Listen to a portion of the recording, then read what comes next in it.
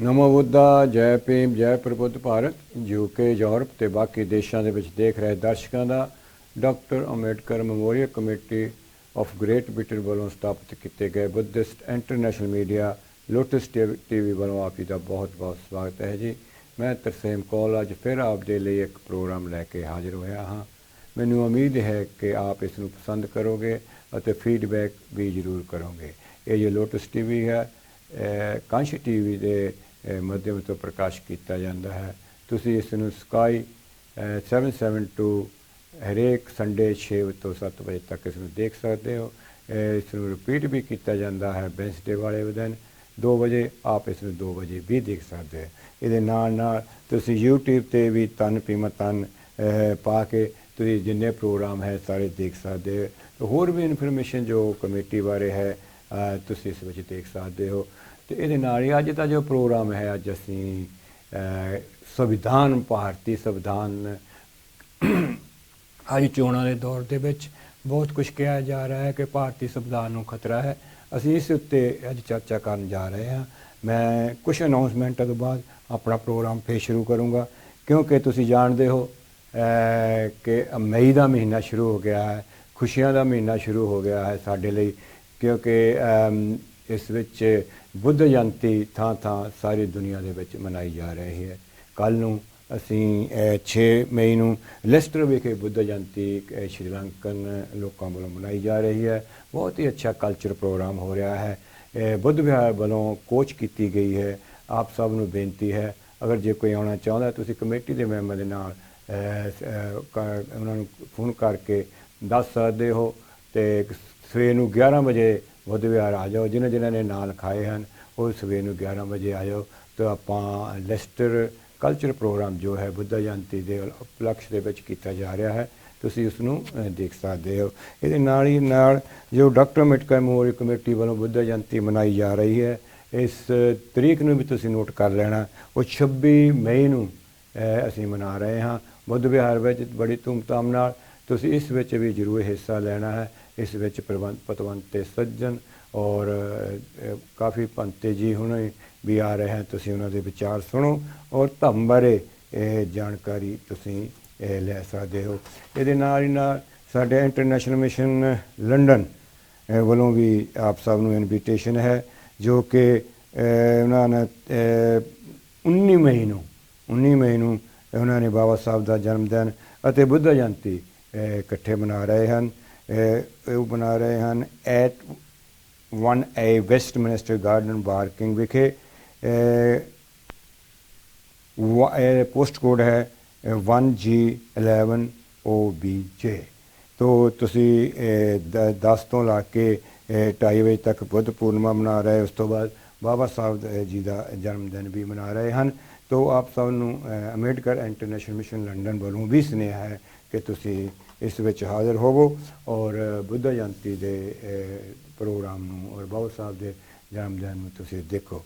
ਅੱਜ ਮੇਰੇ ਨਾਲ ਬਹੁਤ ਹੀ ਪੰਤੇ ਜੀ ਜੋ ਕਿ ਗਿਆਨਵਾਨ ਹਨ, ਪੂਜੇ ਬੰਤੇ ਧੰਮਾ ਨਾਗ ਜੀ, ਜੋ ਮੇਰੇ ਨਾਲ ਇਸ ਪ੍ਰੋਗਰਾਮ 'ਚ ਹਿੱਸਾ ਲੈਣ ਲਈ ਲੋਟਸ ਟੀਵੀ ਦੇ ਸਟੂਡੀਓ ਵਿੱਚ ਹਨ।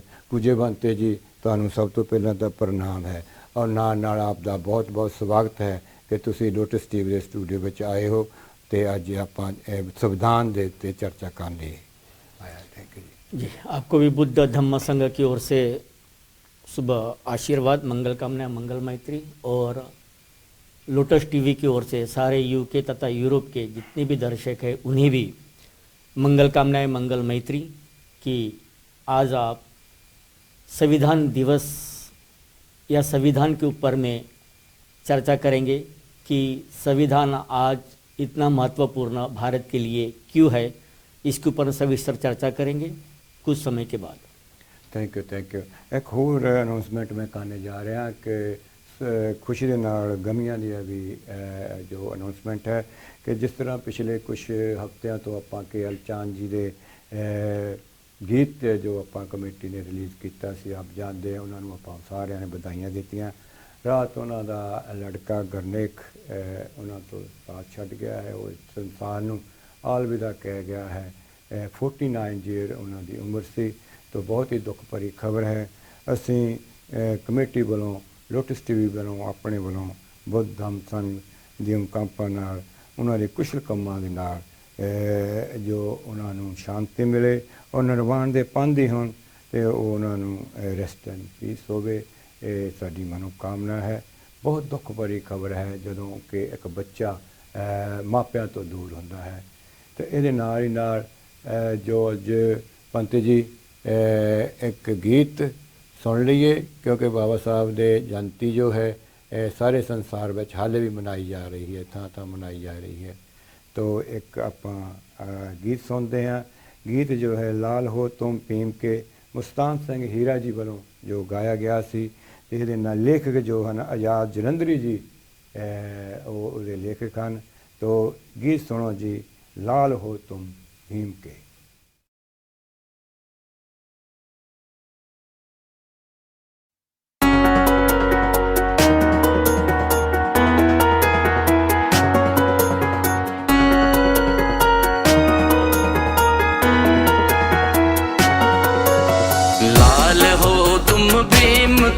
सबको दिखा सकते हो तुम, सबको दिखा सकते हो तुम।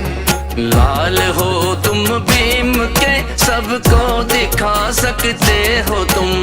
कर चलो मिलकर तो दुनिया को झुका सकते हो तुम। लाल हो तुम भीम के, सबको दिखा सकते हो तुम। लाल हो तुम भीम के, सबको दिखा सकते हो तुम। लाल हो तुम भीम के, सबको दिखा सकते हो तुम।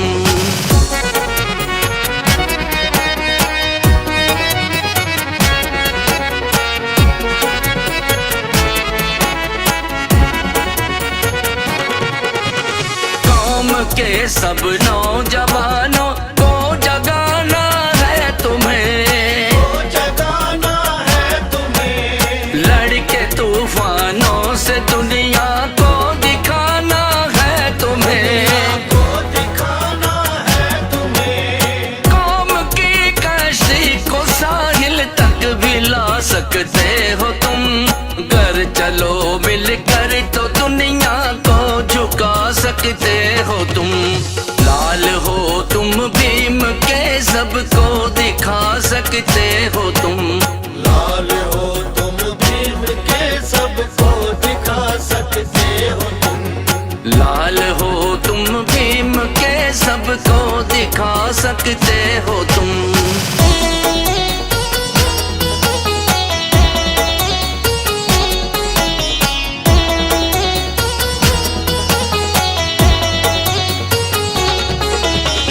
अब गुलामी के तेरे पाँव में जंजीरें नहीं, अब हमारे दूसरों के हाथ तकदीरें नहीं। जैसे चाहो अपनी किस्मत खुद बना सकते हो तुम। घर चलो मिलकर तो दुनिया को झुका सकते हो तुम।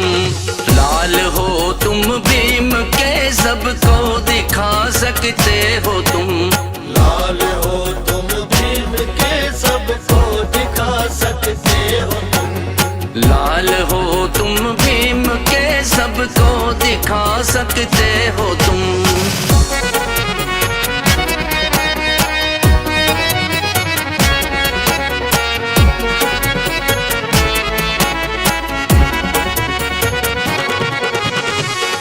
गरीबों के लिए जी जान से लड़ते रहे, जान से लड़ते रहे। सामने आया जो हर तूफान से लड़ते रहे, तूफान से लड़ते रहे। उनके एहसानों का बदला अब चुका सकते हो तुम। घर चलो मिलकर तो दुनिया को झुका सकते हो तुम। लाल हो तुम भीम के, सबको दिखा सकते हो तुम। लाल हो तुम भीम के, सबको दिखा सकते हो तुम। लाल हो तुम भी दिखा सकते हो तुम।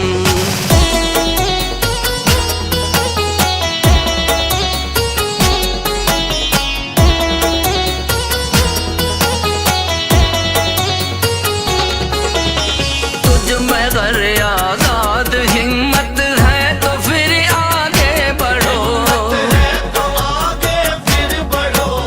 बढ़ते तुम आकाश पर दलितों का झंडा गाड़ दो। भीम का परचम जमाने पर झुला सकते हो तुम। कर चलो मिलकर तो दुनिया को झुका सकते हो तुम। लाल हो तुम भीम के सबको दिखा सकते हो तुम। लाल हो तुम भीम के सबको दिखा सकते हो तुम। लाल हो तुम भीम के सबको दिखा सकते हो तुम।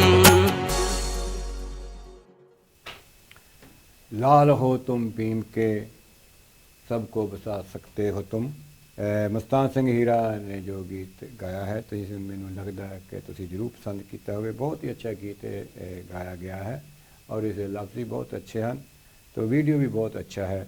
ਤੁਸੀਂ ਦੇਖਿਆ ਹੋਊਗਾ ਇਸ ਨੂੰ ਕੁਝ ਲੋਕਾਂ ਨੇ ਇਸ ਦੀ ਫਰਮਾਇਸ਼ ਵੀ ਕੀਤੀ ਸੀ ਤੋ ਤੁਸੀਂ ਪਸੰਦ ਕੀਤਾ ਹੋਗਾ। ਹੁਣ ਅਸੀਂ ਆਪਣੇ ਜਿਸ ਮਕਸਦ ਲਈ ਅੱਜ ਆਪਾਂ ਪ੍ਰੋਗਰਾਮ ਖਾਸ ਤਿਆਰ ਕੀਤਾ ਹੈ ਉਹ ਹੈ ਭਾਰਤ ਦਾ ਸੰਵਿਧਾਨ। ਪੰਤ ਜੀ ਭਾਰਤ ਦੇ ਸੰਵਿਧਾਨ ਦੀ ਸਭ ਤੋਂ ਖਾਸ बात क्या है? भारतीय संविधान की वैसे तो काफ़ी चीज़ें महत्वपूर्ण हैं, भारत के लिए नहीं तो और भी अन्य देशों के लिए भी महत्वपूर्ण है। मगर जब इसके ऊपर में अच्छी तरह से अगर हम सर्च करते हैं तो भारत की संविधान की एक खास विशेषता ये थी कि जब दुनिया के अंदर में संविधान बन चुके थे जी, चाहे फिर वो इंग्लैंड का हो, चाहे फिर वो अमेरिका का हो, चाहे फिर और भी कई देशों का संविधान हो, जी जी, तब उस समय जो वोट के राइट्स थे जी, वह एकदम से किसी भी देश को नहीं मिले, एकदम से नहीं मिले। एकदम से नहीं। पहले कुछ लोगों को मिले, जी, उन्हें मिले कि जो टोटली सेटल्ड थे, बिजनेसमैन हो या अच्छे इकोनॉमिस्ट हो। जी, फिर आवाज उठने लगी तो फिर धीरे धीरे वो जाके जो फैक्ट्रियों के वर्कर्स थे, जो मजदूर थे, जी, फिर उन्हें वोटों का अधिकार मिला। जी, जी, ये भी संघर्ष काफी लंबा चला। जी, जी, फिर उसके बाद में महिलाओं को अधिकार नहीं था। हाँ, बड़ी बात ये थी। हाँ, और वो महिलाओं को अधिकार, चाहे अमेरिका हो, इनके संविधान के बनने के बाद करीब करीब 100 साल के बाद में उनको वो वोट का मतों का अधिकार। अधिकार मिला। जी, अगर उसके कंपेरेटिव अगर हम भारत के संविधान की बातचीत करें जी, तो भारत के संविधान में एक साथ सभी को, यानी जो एडल्ट है, जी, जिनकी उम्र 18 साल हो चुकी थी, जी, जी, चाहे वो पढ़ा हो या अनपढ़ हो, चाहे वो बुजुर्ग हो, जी, चाहे वो अमीर हो, गरीब हो, राजा हो, रंक हो, उन सबको एक साथ भारत के संविधान में वोट करने का अधिकार मिला। डॉक्टर बाबा साहब आम्बेडकर ने दिया।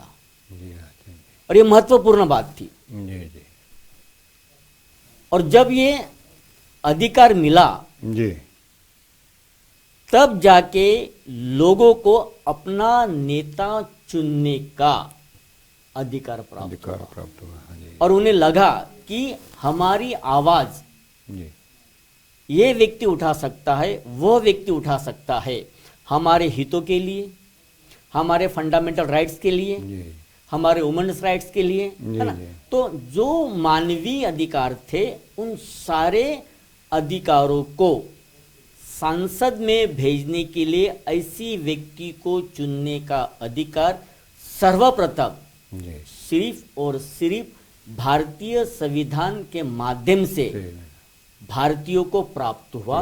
ये इसकी सबसे बड़ी विशेषता थी, विशेषता जो किसी भी संविधान में हाँ जी। एक साथ ये प्रोसेस नहीं हुई, हाँ, धीरे धीरे होती धीरे गई। धीरे प्रोसेस हुई। हुई मगर धीरे धीरे होती गई। धीरे धीरे हुई, हाँ जी।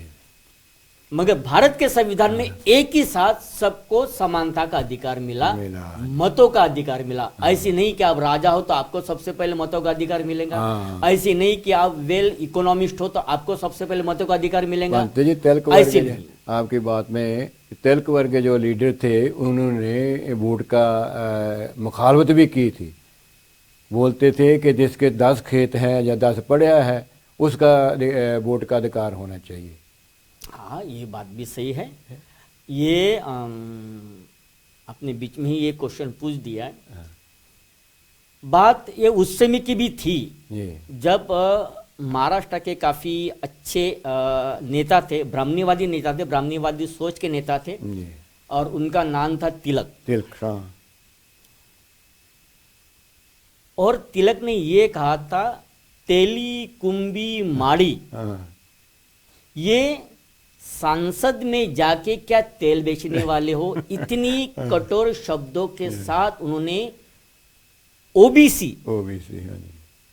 अदर बैकवर्ड क्लास को जी जी अपमान किया अपमान था, किया था। उसको अपमानित किया था। तो डॉक्टर बाबा साहब आम्बेडकर ने किसी एक व्यक्ति विशेष के बारे में कभी नहीं सोचा। सही बात है। ना तो डॉक्टर बाबा साहब आम्बेडकर ने यह कहा कि नहीं मैं शेड्यूल कास्ट को सबसे पहले मतों का अधिकार दूंगा, शेड्यूल ट्राइब को दूंगा, ओबीसी को दूंगा, ओपन। बाबा साहब ने सभी कैटेगरी को एक साथ मतों का अधिकार दिया। और वही कारण है कि आज सांसद में सभी, चाहे वो शेड्यूल कास्ट हो, शेड्यूल ट्राइब हो, ओबीसी हो, ओपन हो, जनरल हो, सभी अपने अपने सोसाइटी की बात रखने के लिए सांसद में जाते हैं। ये इसका सबसे बड़ा महत्वपूर्ण पार्ट है। Thank you Pant ji. पंत जी, हमारा दूसरा सवाल ये है, पंत जी जब संविधान बना था भारत की जो आबादी थी बहुत कम थी, आज 140 करोड़ से भी ज़्यादा हो चुकी। क्या संविधान 140 करोड़ की जनता तक या अपने हक पहुँचा सकता है? नहीं, बिल्कुल सही बात है। जब डॉक्टर बाबा साहब आम्बेडकर ने संविधान इस देश को समर्पित किया, हाँ। जब समर्पित किया तो तब इस देश की जो आबादी करीब करीब वो 35 करोड़ से 36 करोड़ के लगभग थी। और जब 35 करोड़ से 36 करोड़ के लगभग देश की आबादी थी, उसमें अब ये सोचने वाली बात है कि संविधान डॉक्टर बाबा साहब आम्बेडकर ने लिखा, मगर वो 35 से 36 करोड़ की आबादी में कितने लोग पढ़े लिखे थे, ये क्वेश्चन उसमें आता है। अगर हम उसका रेशियो उस समय देखते हैं तो 36 करोड़ अगर हम आबादी पकड़ चले तो उसमें सिर्फ और सिर्फ 63 लाख लोग ही पढ़े लिखे थे। बाकी के कहाँ गए? बाकी के, क्योंकि उस समय वो परिस्थिति है वैसी थी कि एजुकेशन के राइट्स नहीं थे। वो तो संविधान आने के बाद में सबको एजुकेशन के राइट्स मिले। तो उस समय जो 65 to 66 लाख जो लोग थे, वो भी कुछ ज्यादा पढ़े लिखे नहीं थे। कोई 5वीं क्लास था, कोई 8वीं क्लास था, कोई 9वीं क्लास था, और उस समय वो हायर एजुकेशन हो गया था। और वो जो लोग पढ़े तो उनके बीच में भी संविधान बनने के बाद, यानी वो 65 लाख लोगों के तक भी संविधान नहीं पहुंचा कि संविधान किस लिए बना, किस कारण बना, किस अधिकारों के लिए बना, वो अधिकार महिलाओं के अधिकार क्या है, युवाओं के अधिकार क्या है, शिक्षा के अधिकार क्या है, ये सारी चीजें, जबकि डॉक्टर बाबा साहब अम्बेडकर ने सभी कुछ लिख के रखा, जी लेकिन वो पहुंचा नहीं। पहुंचा नहीं। हाँ अब न पहुंचने के कारण ये थे कि जब सरकार बनी तो सरकार ने संविधान को जनमानस तक पहुंचाने का जी किसी भी तरह का उस समय कोई प्रोजेक्ट नहीं चलाया। हाँ बन गया, और उस समय जब संविधान बन गया तो लोगों को यही नहीं पता था, 5 साल के बाद में इलेक्शंस आते थे, संविधान ने आपको राइट दिया है, वोट करना है, फलाना फलाना आदमी को वोट करना है, वो हमारी बात रहेगा, ये भावनिकता के तौर पर जी वो चला। जी जी आज देश की 140 करोड़ की आबादी है, और आज 140 करोड़ के आबादी में सरकारी, अगर हम उनके डिजिट को देखें, जी गवर्नमेंट के आंकड़े को देखें, तो 70% ही लोग एजुकेटेड है, 30% अभी भी नहीं है। आज भी अब जो 70% वेल एजुकेटेड है, अब उन तक भी आज की डेट में संविधान की विचारधारा नहीं पहुंची है, चाहता है तक नहीं पहुंची। आज तक नहीं। अब न पहुंचने के रीजंस काफी हैं। हम्म, एक तो एजुकेशन के माध्यम से ये होना चाहिए था कि कॉन्स्टिट्यूशंस की पढ़ाई स्कूल, कॉलेज, यूनिवर्सिटी में होनी चाहिए थी, होनी चाहिए थी, जो हुई नहीं। नहीं हुई। दूसरा कारण ये था कि उस समय की और आज की जितनी भी गवर्नमेंट्स आई, जी वो गवर्नमेंट सक्सेस नहीं रही। हम्म, जैसे कि आपने क्वेश्चन किया कि तिलक, इन्होंने कहा था कि तेली कुंभी माड़ी, हाँ। ये सांसद भवन में जाके क्या करेंगे। क्या करेंगे। तो अगर हम इसको कॉन्स्टिट्यूशनली, अगर हम इसको परसेंटेज के हिसाब से ले, schedule caste, schedule tribe, OBC और ओपन, तो 52% भारत के आबादी में ओबीसी आता है। ओबीसी आता है। और आज भी भारत के ओबीसी समुदाय को ये नहीं मालूम कि संविधान के माध्यम से उनको क्या राइट्स मिले। क्या rights ये सबसे बड़ी दुखद बात है। ठीक है। अब ये भी कहा गया है कि डॉक्टर बाबा साहब आम्बेडकर ने जो संविधान लिखा वो सिर्फ और सिर्फ शेड्यूल कास्ट, शेड्यूल ट्राइब के हितों के लिए लिखा हाँ जी। नहीं। डॉक्टर बाबा साहब आम्बेडकर ने संविधान शेड्यूल कास्ट या शेड्यूल ट्राइब के लिए नहीं लिखा। डॉक्टर बाबा साहब आम्बेडकर ने सभी कैटेगरी के लोगों के लिए संविधान लिखा। भारत के जितने भी लोग थे सभी के लिए। उसमें उच्च वर्णीय भी लोग आ गए, हाँ हाँ हाँ, उनके लिए भी बाबा साहब ने उसमें राइट्स दिए। जी लेकिन खास तौर पे उस समय की जो राजनीतिक पार्टियां थी और अभी भी, जी जी, इन सारे राजनीतिक पार्टियां ने स्पेशली, आज मैं यही कहूंगा कि भारत का जो ओबीसी वर्ग है जी, वो अभी भी अपने संवैधानिक अधिकारों से काफी वंचित है, और उनको ये लगता है कि डॉक्टर बाबा साहब आम्बेडकर ने जो संविधान लिखा वो ओबीसी के लिए नहीं लिखा। अगर ऐसी बात है तो मैं आपको यह बताना चाहूंगा कि वही डॉक्टर बाबा साहब आम्बेडकर ने संसद में उसी ओबीसी हिंदूवादी लोगों के लिए कहा था कि मैं हिंदू बिल लागू करना चाहता हूं, और जिसका विरोध उस समय प्रथम तो नेहरू ने किया, बाद में उसको पारित किया, और अलग बात है, लेकिन ये पहले इंसान थे जिसने हिंदू कोड बिल के ऊपर में बातचीत की थी और हिंदुओं के हितों के लिए बातचीत की थी। हाँ हाँ, सही बात। और सरकार ये उनको बताना नहीं चाहती, और न बताने के वजह से आज जो भारत की जो व्यवस्था है, अब भारत के संविधान के बीच में दो तरह की लड़ाई चालू है जी। वो कौन कौन सी है? एक, आज हम पूरे भारत में जितना भी देखें तो संविधान को मानने, संविधान को अपनाने के लिए सिर्फ एक वर्ग आगे आ रहा है, जिसे हम आम्बेडकर फॉलोअर भी कह सकते हैं या शेड्यूल कास्ट कह सकते हैं वो। अब दूसरा वर्ग जो है जिसे हम ओबीसी कहते हैं, वो ओबीसी अभी भी संविधान के समर्थन में आगे नहीं आ रहा है। नहीं आ रहा उनके सोच को बदलना है। जी। अब ये नहीं कि संविधान के माध्यम से यानी शेड्यूल कास्ट को ही दर्जा मिला, नहीं। जी। अगर हम इसका अच्छी तरह एनालाइज किया जाए तो फिर से तिलक की बात दोहराई जाती है। तो सबसे ज्यादा अगर अछूत अवस्था की व्यवस्था अगर किसी ने दी तो तिलक ने ओबीसी समाज को ही दी। वो समझने को तैयार नहीं है। तैयार नहीं है। जब तक भारत का ओबीसी वर्ग अच्छी तरह संविधान के हितों को, संविधान के अधिकारों को समझ नहीं लेता, तब तक हम संवैधानिक तौर पर अपना विकास, समाज का विकास और देश का विकास नहीं कर सकते। और इसीलिए ओबीसी वर्ग को सबसे ज्यादा संविधान जानने की, समझने की, पढ़ने की जरूरत है। और उसके लिए सरकारें काम करें, मगर वो सरकारें काम नहीं कर रही है। एक तो ये बात है। दूसरा ये बात आपने बताया कि वो जागृत नहीं है अपने अधिकारों के लिए। जैसे मंडल कमीशन आया था मंत्री जी, मंडल कमीशन ने ओबीसी के लिए ही काम किया था, लेकिन उसके ही खिलाफ प्रोटेस्ट कितना हुआ।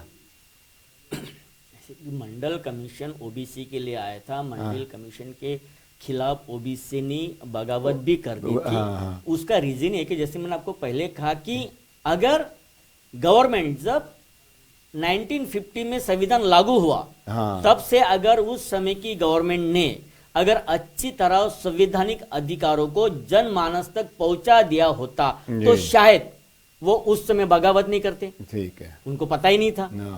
अच्छा, वो तो उस समय की बात। अभी भी आप गांव देहात में जाओ और पूछो कि संविधान के माध्यम से आपको क्या मिला, तो वो तो ये कहेंगे कि क्या मिला जी।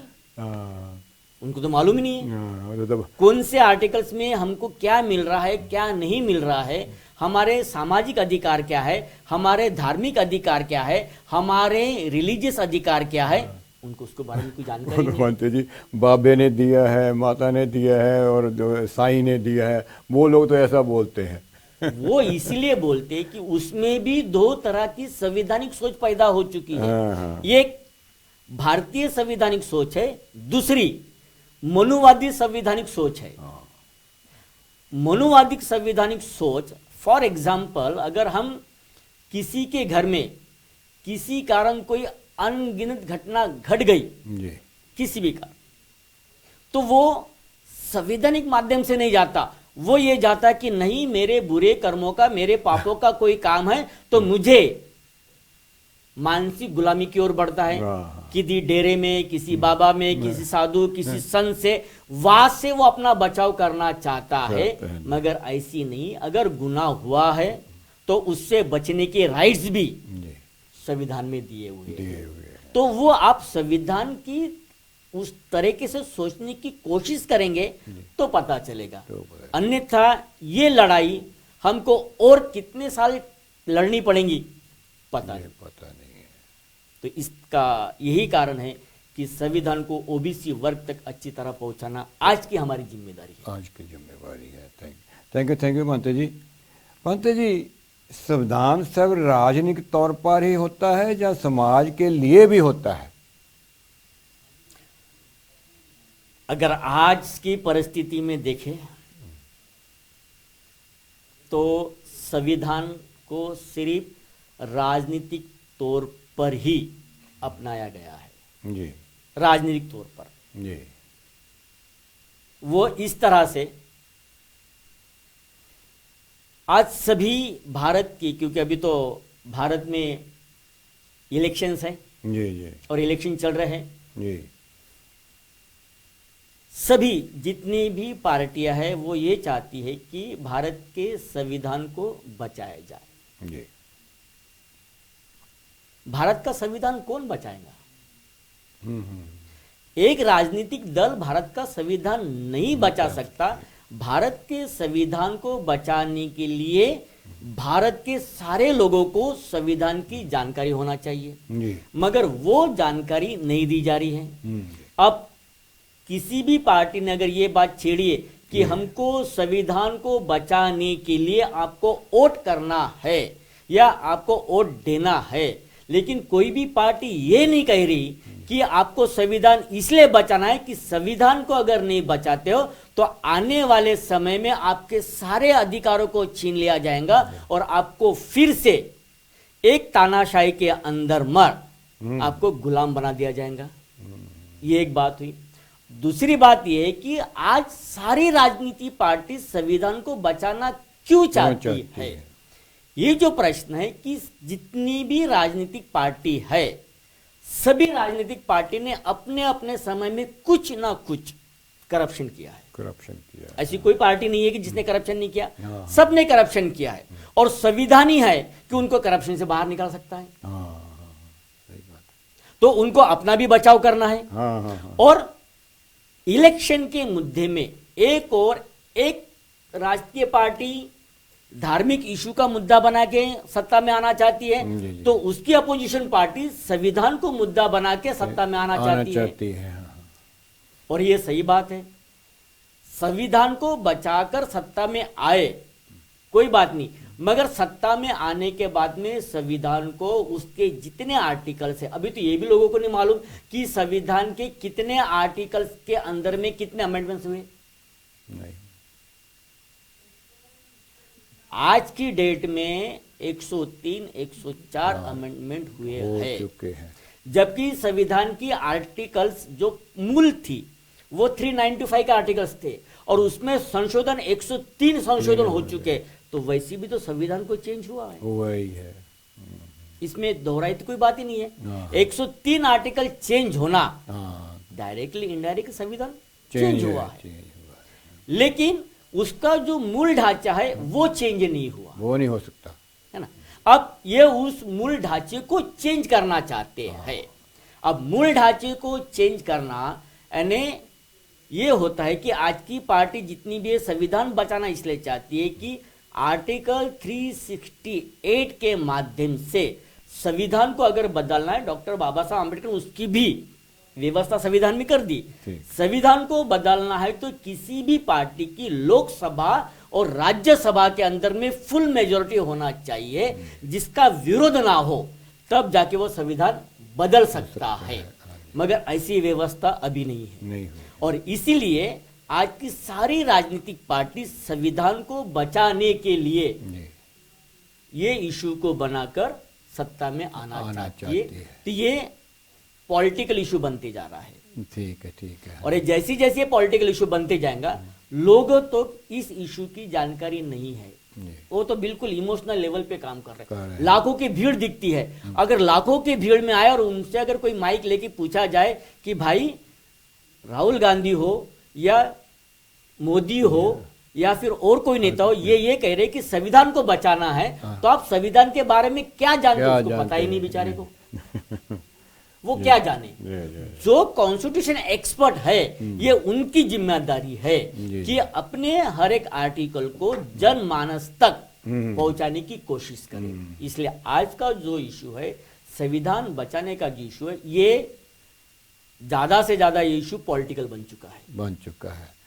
इसके साथ ही जो मैंने बोला था कि समाज के लिए भी ये होता है जो संविधान, तो बाबा साहब ने संविधान जो बनाया है वो सामाजिक अधिकारों के लिए बनाया है, मानव अधिकार के लिए बनाया हुआ है, वो किसी राजनीतिक अधिकारों के लिए नहीं बनाया है। उसमें आज लोगों का क्या फर्ज है, वहां की जनता का क्या फर्ज होना चाहिए? जनता का ये फर्ज होना चाहिए कि वो सही मायने में संविधान को समझकर, जानकर अपने हितों की रक्षा करने के लिए, अपने अधिकारों की रक्षा करने के लिए संविधान को बचाने की कोशिश करें। ठीक है। और इस मुद्दे पे वो आगे आए। जी। थैंक यू मंत्री जी। कुछ अपने आज लंदन में मंत्री जी पार्लियामेंट स्क्वायर में जो पार्लियामेंट स्क्वायर है, उस पर बहुत सारे लोगों ने, जो इंडिया की डेमोक्रेसी है वो खतरे में है, संविधान खतरे में है, उसको बचाने के लिए आज बहुत बड़ा प्रोटेस्ट किया है और बोला जा रहा है कि प्रोटेस्ट भी कामयाब हुआ है। तो इसका असर इंडिया में भी पड़ेगा? इंडिया में कैसे पड़ेगा इसका असर? बिल्कुल सही बात है कि अगर आज इंग्लैंड में डेमोक्रेसी, भारत का गणतंत्र, प्रजातंत्र को बचाने के लिए अगर इंग्लैंड में इसका प्रोटेस्ट हुआ है और वो सक्सेस रहा है, उसका असर भारत में देखने को मिल सकता है। क्योंकि कभी भी किसी भी देश के ऊपर में, उस देश के अंदर में उन नागरिकों को उनके अधिकारों के ऊपर में हनन किया जाता है, उनके अधिकारों को छीना जाता था, उस समय इंग्लैंड, अमेरिका ऐसी देश के माध्यम से आवाज उठाई जाती है और उनका वहाँ पे विरोध किया जाता है। और ये जो विरोध है, क्योंकि इंग्लैंड की अगर हम बात करें तो इंग्लैंड ने जिस तरह से सारे दुनिया के ऊपर में अपना एक वर्चस्व किया था और इंग्लैंड से जो आवाज उठती है वो सारी दुनिया उसको स्वीकार करती है। और इसीलिए यहाँ पे जो डेमोक्रेसी को बचाने के लिए, डेमोक्रेसी को बचाना है ना, संविधान को बचाना है, और डेमोक्रेसी को बचाने के लिए जो यहाँ पे आवाज उठी है, तो वो आवाज अगर इंग्लैंड में उठ सकती है, इंग्लैंड में इसलिए उठी कि यहाँ के सारे लोग बुद्धिजीवी हैं, वो अपने अधिकारों को, हितों को अच्छी बेखूबी जानते हैं। मगर वो डेमोक्रेसी की बात भारत में सिर्फ राजनीतिक मंच पे होती है, ग्रास रूट पे डेमोक्रेसी ये शब्द लोगों को अब तक समझ में नहीं आ रहा, अब तक समझ में नहीं आ रहा। किसी किसान के पास में चले जाओ, उसको पूछो कि आप डेमोक्रेसी के बारे में क्या जानते हो, आप प्रजातंत्र के बारे में क्या जानते हो, तो सबसे पहले पूछेंगे प्रजातंत्र शब्द मैं पहली बार सुन रहा हूँ, ये डेमोक्रेसी शब्द मैं पहली बार सुन रहा हूँ, क्योंकि वो एजुकेशन का सिलेबस नहीं है। ये हमारा एजुकेशन का सिलेबस हो, और जब तक ये एजुकेशन का सिलेबस नहीं बनता तब तक डेमोक्रेसी खतरे में रहेंगी। डेमोक्रेसी को बचाना है, प्रजातंत्र, इसमें बुद्ध ने काफी अच्छी बात की थी। 2 मिनट आपके लूंगा।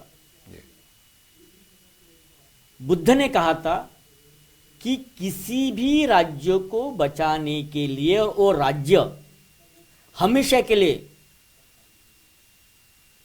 सत्ता और प्रजा इनके साथ लंबे समय तक चले, तो सबसे पहले वहां के लोगों के बीच में एक विचारधारा होनी चाहिए। दूसरी बात जिसे हम कह सकते हैं कि 7 आर्टिकल कॉन्स्टिट्यूशन, ऐसी भी कह सकते हैं उसको। दूसरी बात, वो एक साथ सोचे और एक साथ कार्य करे, सिर्फ सोचे नहीं, कार्य भी करे। तीसरी बात, वो एक साथ सोचे, एक साथ कार्य करे और एक साथ आगे बढ़े। तीसरी बात, एक साथ सोचे, एक साथ कार्य करे, एक साथ आगे बढ़े और एक साथ अपने जो बुजुर्ग है उनकी बात सुनकर काम करने की कोशिश करें। 5वीं बात उसमें आई कि वो एक साथ काम करे, एक साथ सोचे, अपने बुजुर्ग के रास्ते पे चले और साथ साथ वो अपने देश के महिलाओं का सम्मान करे। ये सबसे बड़ी बात बुद्ध ने कही थी कि महिलाओं का सम्मान यानी देश का सम्मान होता है। फिर बातचीत की, जैसे कि freedom of the religious constitution में दिया है, तो बुद्ध ने कहा कि उस समय जो चैत्य चपाल है वो उसका संरक्षण करे, एंड सीधा सीधा अपने अपने धर्म का संरक्षण करे। जी। और जो लोग आ रहे हैं या जा रहे हैं उनको सम्मानजनक अपनाने की कोशिश करे। ये चीज जो 7 आर्टिकल्स बुद्ध ने उस समय दी थी, वज्जी और लिच्छवी के बीच में ये लड़ाई होने वाली थी, एक दूसरे के ऊपर राज करने की कोशिश करे, तब जाके बुद्ध ने ये 7 आर्टिकल्स बताया। और उसी 7 आर्टिकल के माध्यम की आज भारत को जरूरत है। भारत के तमाम लोग एक साथ, एक सोच के साथ, एक विचारों के साथ में अपने महिलाओं का सम्मान करते हुए, अपने बुजुर्गों का सम्मान करते हुए अगर भारत में अगर वो कार्य करते हैं तो शायद आने वाले समय में भारत के अंदर महिलाओं के ऊपर में अन्याय अत्याचार, शोषित पीड़ित लोगों के ऊपर में अन्याय अत्याचार होना बंद हो जाएगा, क्योंकि उनकी सोच जो है प्रजातंत्र की सोच बन जाएगी, यानी डेमोक्रेसी की सोच बन जाएगी। डेमोक्रेसी बच सकती है ना। तो अगर ये चीज हुई तो हम निश्चित तौर पे काफी बड़ा परिवर्तन आने वाले समय में भारत में देख सकते हैं। थैंक यू बनते। एक और भी सवाल है जी। तो अपने देख रहे हैं, आपको प्रणाम भी कर रहे हैं प्रधान जी वालों एक और है कमेटी की ओर से केएल चांद जी दे लाडले बच्चे हरनेक मल दी हस्ते ਅਤੇ ਬੇਵਕਤ ਵਿਛੋੜੇ ਨਾਲ ਬਹੁਤ ਦੁੱਖ ਹੋਇਆ ਹੈ। ਸਾਰੀ ਕਮੇਟੀ ਦੇ ਹਰ ਮੈਂਬਰ ਆਪ ਜੀ ਨਾਲ ਇਸ ਦੁੱਖ ਵਿੱਚ ਦੁੱਖ ਦੀ ਘੜੀ ਵਿੱਚ ਖੜੇ ਹਨ ਅਤੇ ਕਾਮਨਾ ਕਰਦੇ ਕਿ ਬੁੱਧ ਧੰਮ ਸੰਘ ਦੀ ਕਾਪਾਂ ਨਾਲ ਹਰਨੇਕ ਮਲ ਦੇ ਜੀ ਨਿਰਮਾਣ ਦੇ ਪਾਂਦੀ ਬਣ ਸਾਧੂ ਸਾਧੂ ਸਾਧੂ। ਪ੍ਰਧਾਨ ਜੀ ਵੱਲੋਂ ਇਹ ਜੀ ਆਇਆ ਹੈ। ਅਮਿਤਾਭ ਕੌਲਤਰ ਦਰਸ਼ਨ ਕੌਲਤਰ ਵੱਲੋਂ ਵੀ ਅਫਸੋਸ ਕੀਤਾ ਜਾ ਰਿਹਾ ਹੈ। ਰਪੰਤੇ ਜੀ ਉਹਨਾਂ ਦਾ ਸਵਾਗਤ ਕੀਤਾ ਜਾਏ। ਜੋਗਾ ਰਾਮ ਸਾਂਗਰੇ ਗਲਾਸਗੋ ਤੋਂ ਉਹਨਾਂ ਨੇ ਭਾਣਜੇ ਅਸ਼ਵਿਨ ਅਤੇ ਡਰੇਨ ਨੇ ਅੱਜ ਮੈਰਾਥਨ ਰੇਸ ਵਿੱਚ ਹਿੱਸਾ ਲਿਆ ਜੀ ਅਤੇ ਉਹਨਾਂ ਨੂੰ ਵੀ ਬਹੁਤ ਬਹੁਤ ਵਧਾਈ ਹੈ। ਫਕੀਰ ਚੰਦ ਚੌਹਾਨ ਜੀ ਸੰਵਿਧਾਨ ਨੂੰ ਬਚਾ ਲਵੋ ਫਿਰ ਵਕਤ ਨਹੀਂ, ਆ ਮੌਕਾ ਸੰਵਿਧਾਨ ਨੂੰ ਬਚਾਉਣ ਦਾ। ਅਗਰ ਸੰਵਿਧਾਨ ਖਤਮ ਹੋ ਗਿਆ ਤਾਂ ਡੈਮੋਕ੍ਰੇਸੀ ਵੀ ਖਤਮ ਹੋ ਜਾਏਗੀ। ਪ੍ਰੋਗਰਾਮ ਅੱਛਾ ਹੈ। ਆਰ.ਪੀ. ਜੱਖੂ ਜੀ ਕੇਐਲ ਚਾਂਦ ਦੇ ਬੱਚੇ ਦਾ ਸੁਣ ਕੇ ਮਨ ਨੂੰ ਬਹੁਤ ਦੁੱਖ ਲੱਗਾ ਹੈ। ਅਸੀਂ ਉਹਨਾਂ ਦੇ ਨਾਲ ਖੜੇ ਹਾਂ। ਰਾਮ ਪ੍ਰਕਾਸ਼ ਮੰਮਨ ਜੀ ਵੀ ਪੰਤੇ ਜੀ ਉਹਨਾਂ ਨੂੰ ਪ੍ਰਣਾਮ ਕਰਦੇ ਹਨ ਅਤੇ ਕੇਐਲ ਚਾਂਦ ਜੀ ਦੇ ਦੁੱਖ ਦੀ ਘੜੀ ਵਿੱਚ ਖੜੇ। ਮਿੰਦੋ ਰਤੂ ਸ਼ੀਸ਼ ਰਤੂ ਪਿਆਰੇ ਰਤੂ ਵੀ ਸ਼ਰਧਾਂਜਲੀਆਂ ਭੇਟ ਕਰ ਰਿਹਾ। ਪੰਤੇ ਜੀ ਆਪਣਾ ਸਮਾਂ ਬਹੁਤ ਜਲਦੀ ਆ ਰਿਹਾ ਤੋ ਬਹੁਤ ਬਹੁਤ ਅਫਸੋਸ ਹੈ ਜੀ ਕੇਐਲ ਚਾਂਦ ਜੀ ਦਾ ਜੋ ਬੱਚਾ ਇਸ ਸੰਸਾਰ ਤੋਂ ਚਲੇ ਗਿਆ ਹੈ। ਪੰਤੇ ਜੀ ਅੱਜ ਦੀ ਸਥਿਤੀ ਜੋ ਚੋਣਾਂ ਹੋ रही हैं जी, इस हालात में संविधान को बचाने की कोशिश सभी राजनीतिक दल क्यों कर रहे हैं? इसके लिए किसके लिए कर रहे हैं? इसके बारे में आप कुछ बताएंगे और कुछ? दो तीन घटनाएं काफ़ी महत्वपूर्ण हैं कि आज की स्थिति में भारत के जो सिटिंग चीफ मिनिस्टर जो थे उनको गिरफ्तार कर दिया गया। अलग अलग एलिगेशंस लगा के उनके ऊपर में तरह तरह के चार्जेस लगा के। अब ये समझने वाली बात है संविधान के तहत ही संवैधानिक तौर पर ही उनको अरेस्ट किया गया और संवैधानिक तौर से ही उनके ऊपर में चार्ज लगा दिया गया। अब वो बाहर भी आ सकते हैं तो संवैधानिक तौर पर ही बाहर आ सकते हैं, दोनों चीजें ऐसी नहीं है। लेकिन अब ये है कि जो डॉक्टर बाबा साहब आम्बेडकर ने कहा था संविधान जितना चाहे अच्छा हो, अब संविधान को चलाने वाले अगर गलत है तो उसके लिए मैं कुछ नहीं कर सकता।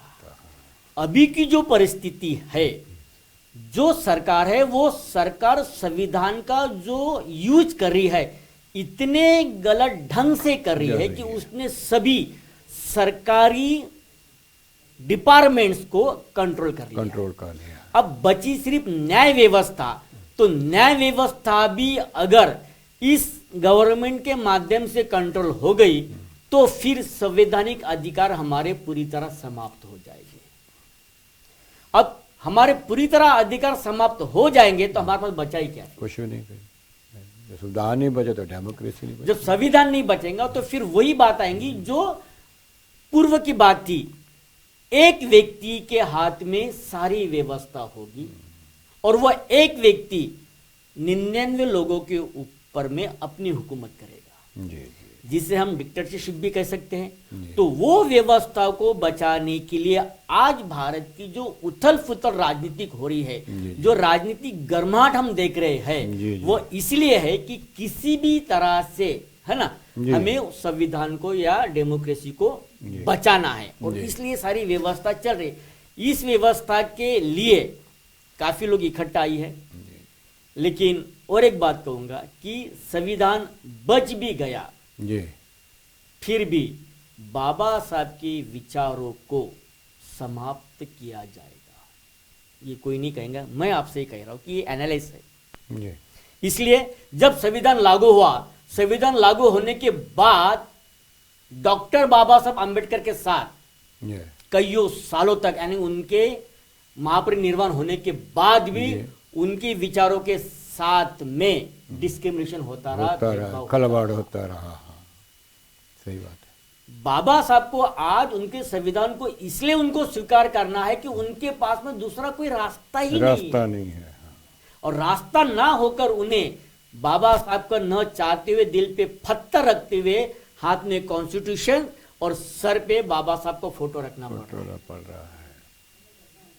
अब ये वो अपने फायदे के लिए कर रहे हैं। बाबा साहब कहते हैं कि संविधान का जो यूज है कोई भी व्यक्ति अपने पर्सनल इस्तेमाल के लिए ना करे, वो भारत के सारे नागरिक के लिए करे। हाँ। तो फिर वो विकास होगा, अदरवाइज वो विकास नहीं होगा। तो इसके ऊपर में आज काफी पार्टियां आगे आ रही है, बचाओ बचाओ बचाओ। तो उनको भी अपनी पार्टी को भी बचाना है जी। और थोड़ा सा इमोशनल इश्यू बना के सत्ता में भी आना है ना। तो मैं इतना ही कहूंगा कि आज की जो हमारी जरूरत है, सबसे पहले हम संविधान को बचाए और संविधान को बचाने के बाद में जितने भी बहुजनवादी संगठन है वो बाबा साहब के एक विचारों के साथ में इकट्ठा होकर फिर बाबा साहब के लड़ाई को लड़ने के लिए एक लंबा संघर्ष करे, ना कि संविधान किसी व्यक्ति विशेष का बन जाए। Thank you Pant ji. किसी विशेष व्यक्ति या विशेष किसी पार्टी लिए नहीं होना चाहिए, जो कि भारत की सारी जनता है, लोग हैं, उन्होंने होना चाहिए। Thank you Pant ji. आप फिर भी आपके पास आते हैं। फिर भी मैं बेनती करता जावा कि सवेर नूं 11 बजे कोच जा रही है लिस्टर नूं, बुद्ध जयंती मनाई जा रही है, उसके कल्चर प्रोग्राम है। तो जिन्हें ने भी नाम लेके है सवेर नूं 11 बजे पहुँचो। ये नाल ही नाल बुद्ध विहार दे विच जो बुद्ध जयंती मनाई जा रही है वो 26 मई नूं मनाई जा रही है। उस अपनी नोट कर लेना। ये नाल ही नाल इंटरनेशनल मिशन लंडन वालों वालों जो बुद्ध जयंती और बाबा साहब का जन्मदिन मनाया जा रहा है 19 मई नूं मनाया जा रहा है। ये भी आपने जरूर नाल कुछ होर भी टेलीफोन आए हैं। हंसराज मैमी जी, पालू मैमी जी बोलो बहुत बहुत अफसोस है। गुरदेव कौल और सारे परिवार वालों उन्होंने बच्चे ने श्रद्धा फुल पेंट करते हैं। श्याम लाल वालों भी KL चांद नूं बहुत बहुत अफसोस है। मुल्खराज शीश बदन वालों भी KL चांद जी के नाल खड़े हैं इस दुख की घड़ी में। साडे परिवार वालों कोटि कोटि नमन है। हरभजन सुमन जी पंते जी के प्रवचन ते नॉलेज नूं कोटि कोटि प्रणाम है जी। निडरता ते सच्चाई नाल पंते जी विदाई दे पात्र हैं। इहदे नाल अधीश दादा सिमरती दादरा जी वालों भी KL चांद के परिवार के नाल दुख घड़ी दे विच खड़े हैं। प्रेमचंद केला जी, नरेंद्र कौर जी बहुत बहुत अफसोस करते हैं। नाल सोढी राम जस्सल जी, कमलेश जस्सल जी भी कौल परिवार ते दादरा परिवार नूं नाल KL चांद नूं बहुत बहुत अफसोस कर रहे हैं। सोढी राम, कमलेश जस्सल बहुत बहुत अफसोस कर रहे हैं। बहुत बहुत धन्यवाद जी। पंत जी अपने समा तो वैसे बहुत थोड़ा रह गया है। हम चाहते हैं कि आप सभी को जो हमारे दर्शक हैं सभी को ब्लेसिंग दे और इसके साथ ही अपना प्रोग्राम जो है समाप्त हो जाएगा। आपकी बहुत बहुत जी जरूर। सबसे पहले तो आपने आज जो एक दुख भरी घटना बताई कि केहाल चंद इनके पुत्र गुरयंक गुरनेक जो बिछड़ गए हैं, तो उनके लिए, उनके परिवार के लिए, क्योंकि जो चला गया है उसकी हम गैप तो फुलफिल नहीं कर सकते हैं, मगर उसके अच्छे कर्मों के माध्यम से उसको हम अपने पास सदैव रख सकते हैं। और परिवार को बुद्ध धम्म संघ की ओर से मंगल मैत्री देता हूँ कि वो इस दुख भरी घटना से, शोक से बाहर निकले और अपना फिर से जीवन व्यतीत करें। आज आप लोगों ने जो मुझे लोटस टीवी के माध्यम से संविधान के ऊपर अपनी बात रखने का मौका दिया, इसलिए लोटस टीवी और डॉक्टर अंबेडकर मेमोरियल कमेटी, इन्हें भी और इनके साथ सभी जितने भी व्यूवर्स है दुनिया भर के, चाहे यूके हो, यूरोप हो, इन सभी को मंगल मैत्री, मंगल कामनाएं। फिर से एक बार यही कहूँगा कि अंत में आज भारत के लिए यूके, लंदन, यहाँ के लोग भारत के लिए सोच रहे हैं, भारत के संविधान की रक्षा के लिए बेशक वहाँ पे वो फिजिकल तौर पे शरीक नहीं हो सकती, मगर स्वस्थ रहे तो भारत के लोग ने इससे ज़्यादा सोचना चाहिए और संविधान की रक्षा करना चाहिए। इसी के साथ मैं आप सबको साधुवाद देता हूँ, आशीर्वाद देता हूँ कि आने वाले समय में भारत के संविधान की सुरक्षा हो। अभिवादनशीली स निच्छं बुद्धा पच्छायिनो चत्तारो धम्मा वर्धन्ति आयु वन्नो सुखं बलन्ति आयु आरोग्य संपत्ति सग संपत्ति में वच्च तत्तो निब्बान संपत्ति इमिनाते समिज्जतु भवतु सभ्भ मंगलं रक्षन्तु सभ्भ देवता सब बुद्धानुभावेन सदा सोट्टी भवन्तु ते भवतु सभ्भ मंगलं रक्षन्तु सभ्भ देवता सब धम्मानुभावेन सदा सोट्टी भवन्तु ते सब संगानुभावेन सदा सोट्टी भवन्तु ते। ਸਾਧੂ ਸਾਧੂ ਸਾਧੂ ਥੈਂਕ ਯੂ ਪੰਤੇ ਜੀ। ਇਹਦੇ ਨਾਲ ਹੀ ਸਾਡਾ ਅੱਜ ਦਾ ਪ੍ਰੋਗਰਾਮ ਸਮਾਪਤ ਹੁੰਦਾ ਹੈ। ਨਮੋ ਬੁੱਧਾ, ਜੈ ਭੀਮ, ਜੈ ਪ੍ਰਬੁੱਧ ਭਾਰਤ ਜੀ।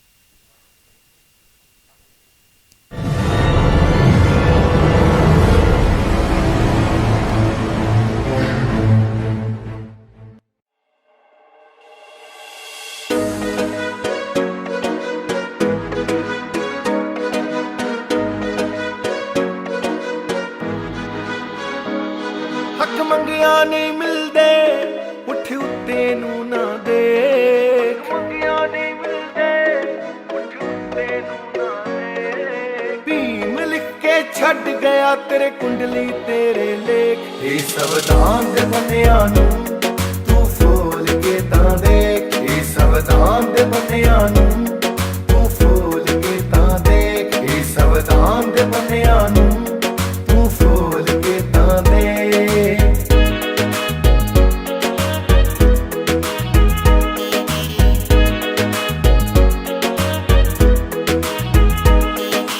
ਮੇਰੇ ਹੋਸ਼ ਨੇ ਉੱਡ ਜਾਂਦੇ ਜਦ ਚਾਹਤ ਪਿੱਛੇ ਨੂੰ ਮਾਰਾਂ। ਇੱਕ ਰੋਟੀ ਦੇ ਬਦਲੇ ਕਰਨੇ ਸੀ ਪੈਂਦੇ ਕੰਮ ਹਜ਼ਾਰਾਂ। ਮੇਰੇ ਹੋਸ਼ ਨੇ ਉੱਡ ਜਾਂਦੇ ਜਦ ਚਾਹਤ ਪਿੱਛੇ ਨੂੰ ਮਾਰਾਂ। ਇੱਕ ਰੋਟੀ ਦੇ ਬਦਲੇ ਕਰਨੇ ਪੈਂਦੇ ਸੀ ਕੰਮ ਹਜ਼ਾਰਾਂ। ਹੁਣ ਸੁੱਤਿਆਂ ਸਰਨਾ ਨਹੀਂ ਅੱਖਾਂ ਖੋਲ ਕੇ ਤਾਂ ਦੇ। ਹੁਣ ਸੁੱਤਿਆਂ ਸਰਨਾ ਨਹੀਂ ਅੱਖਾਂ ਖੋਲ ਕੇ ਤਾਂ ਦੇ। ਇਹ ਸੰਵਿਧਾਨ ਦੇ ਬੰਨਿਆਂ ਨੂੰ ਤੂੰ ਫੋਲ ਕੇ ਤਾਂ ਦੇ। ਇਹ ਸੰਵਿਧਾਨ ਦੇ ਬੰਨਿਆਂ ਨੂੰ ਤੂੰ ਫੋਲ ਕੇ ਤਾਂ ਦੇ। ਇਹ ਸੰਵਿਧਾਨ ਦੇ ਬੰਨਿਆਂ ਨੂੰ ਤੂੰ ਫੋਲ ਕੇ ਤਾਂ ਦੇ।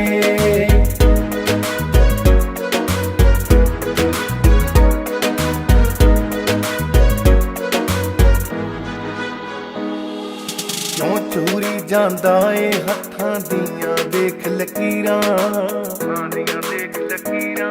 ਉਹ ਮਿਹਨਤ ਤੇਰੀ ਤੇ ਗਿਣਤੀ ਕਰ ਗਏ ਨੇ ਵਿੱਚ ਅਮੀਰਾਂ। ਕਿਉਂ ਚੋਰੀ ਜਾਂਦਾ ਏ ਹੱਥਾਂ ਦੀਆਂ ਦੇਖ ਲਕੀਰਾਂ। ਉਹ ਮਿਹਨਤ ਤੇਰੀ ਤੇ ਗਿਣਤੀ ਕਰ ਗਏ ਨੇ ਵਿੱਚ ਅਮੀਰਾਂ। ਹੱਥ ਜੋੜ ਕੇ ਬੈਠਾ ਏ ਹੱਥ ਖੋਲ ਕੇ ਤਾਂ ਦੇ। ਹੱਥ ਜੋੜ ਕੇ ਬੈਠਾ ਏ ਹੱਥ ਖੋਲ ਕੇ ਤਾਂ ਦੇ। ਇਹ ਸੰਵਿਧਾਨ ਦੇ ਬੰਨਿਆਂ ਨੂੰ ਤੂੰ ਫੋਲ ਕੇ ਤਾਂ ਦੇ। ਇਹ ਸੰਵਿਧਾਨ ਦੇ ਬੰਨਿਆਂ ਨੂੰ ਤੂੰ ਫੋਲ ਕੇ ਤਾਂ ਦੇ। ਇਹ ਸੰਵਿਧਾਨ ਦੇ ਬੰਨਿਆਂ ਨੂੰ ਤੂੰ ਫੋਲ ਕੇ ਤਾਂ ਦੇ।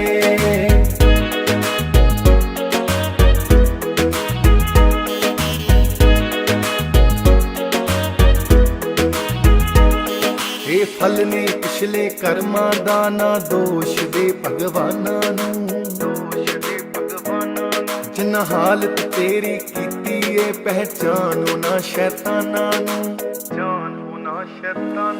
ਇਹ ਫਲ ਨੇ ਪਿਛਲੇ ਕਰਮਾਂ ਦਾ ਨਾ ਦੋਸ਼ ਦੇ ਭਗਵਾਨਾਂ ਨੂੰ। ਜਿਨ੍ਹਾਂ ਹਾਲਤ ਤੇਰੀ ਕੀਤੀ ਏ ਪਹਿਚਾਨੋ ਨਾ ਸ਼ੈਤਾਨਾਂ ਨੂੰ। ਜੋ ਮਾਲਕ ਬਣ ਬੈਠੇ ਨੇ ਪੱਤਰੀ ਢੋਲ ਕੇ ਤਾਂ ਦੇ।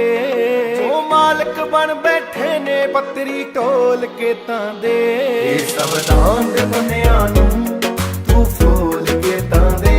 ਇਹ ਸੰਵਿਧਾਨ ਦੇ ਬੰਨਿਆਂ ਨੂੰ ਤੂੰ ਫੋਲ ਕੇ ਤਾਂ ਦੇ। ਇਹ ਸੰਵਿਧਾਨ ਦੇ ਬੰਨਿਆਂ ਨੂੰ ਤੂੰ ਫੋਲ ਕੇ ਤਾਂ ਦੇ।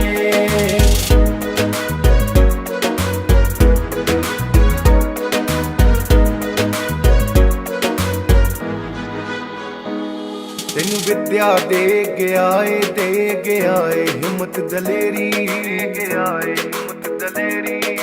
ਦੇ ਕੇ ਸ਼ਰਨ ਵਧਾਂਦੀ ਰੱਖੂ ਪਹਿਚਾਨ ਬਣਾ ਗਿਆ ਤੇਰੀ